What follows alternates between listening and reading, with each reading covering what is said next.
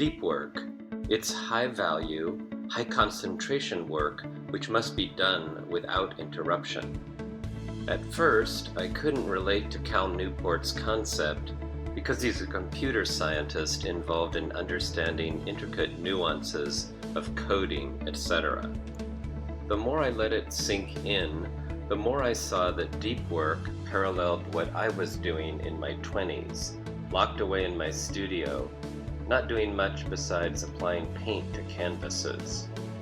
In fact, he uses the example of a former tech genius who lost interest and became an expert blacksmith, rediscovering ancient methods and loving what he was making.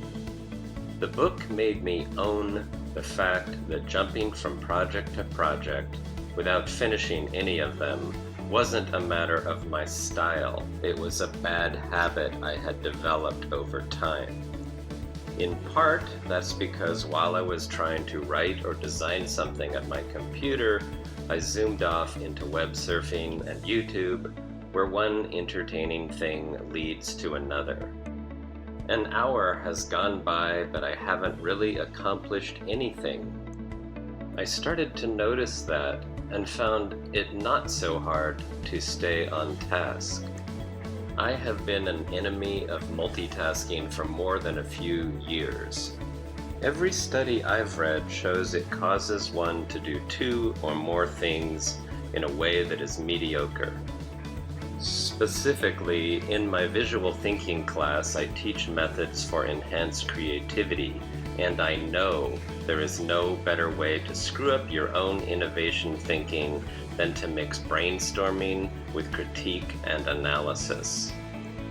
My classic example is, let's say I want to take a trip to Europe in April. First I think Barcelona to Lisbon to Provence to Paris. How great! Next is a thought like, but I only have 5 days and $500.